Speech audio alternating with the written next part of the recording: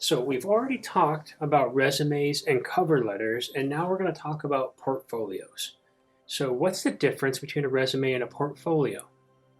A resume makes statements that says, I can do this, I can do that, I have done this, I have done that. A portfolio proves it. So it has the proof of what a resume says that you can do.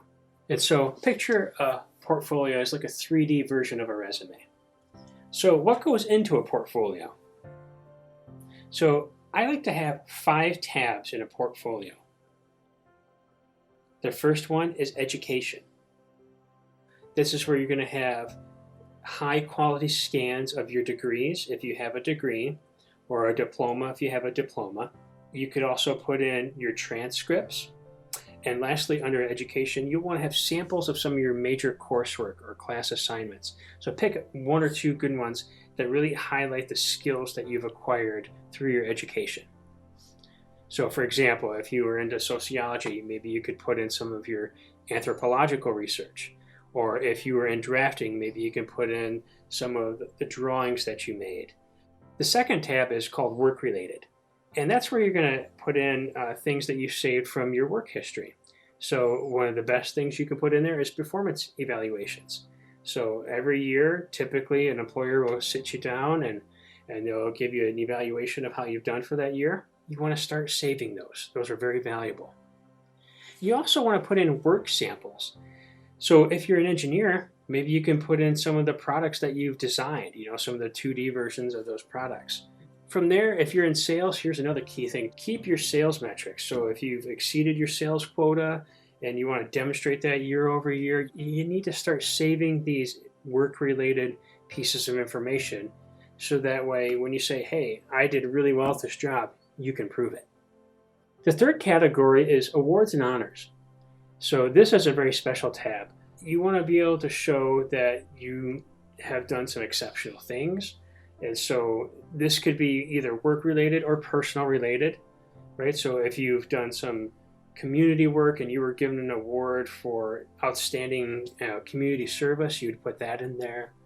Let's say if you had perfect attendance, or you've been with the company 20 years and they gave you a certificate.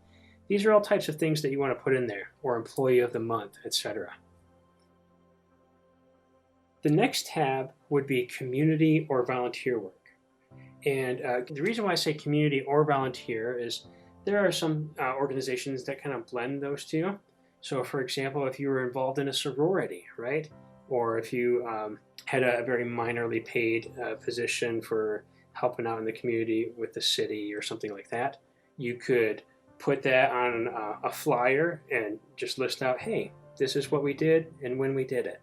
The last tab would be testimonials. And this is where you're going to put your letters of reference. If you don't have those yet, you want to get at least 3 of them. So almost everybody usually has 2 to 3 references in addition to the resume. Call those references and ask them to write you a letter of recommendation. Typically, I would recommend reaching out to past coworkers, past supervisors. If you haven't had job experience, you want to reach out to some of your teachers. And then perhaps maybe some people at organizations that you're involved with. So if you're in some house of worship, you can reach out to people in that community. The reason that we have these tabs in here, especially the volunteer portion, is to show that you are a whole human being, right? So you're not just an employee, you're not just a robot. They're hiring a person. So these testimonials, this community involvement, these awards and honors really showcase that you are a person that they are hiring, and it's important for them to be able to see that. Now, how do you actually make the portfolio? How do you actually physically assemble it?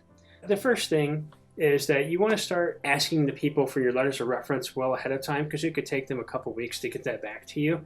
So just start, email them, text them, however you want to reach out to them, and just ask them for those, because it'll take a while to get back. The second thing is that when you go to assemble this portfolio, you don't want to use your master's or your originals. So you don't want to put your original degree or original transcripts or original drawings that you've done. You want to put in copies or high quality scans. The reason being is that sometimes an employer might decide to keep your portfolio during an interview, right? You want to let them be able to keep that. If you need transcripts, you can just reach out to your university. They usually have a process for that, and they will give you what's called an unofficial copy of your transcripts. Not a problem. That's perfect for a portfolio. From there, you don't want to have your portfolio have too much information. So don't put 20 years worth of work-related information in there. You want your total portfolio to maybe have 25 pages in it tops. And it doesn't even need to have all of that.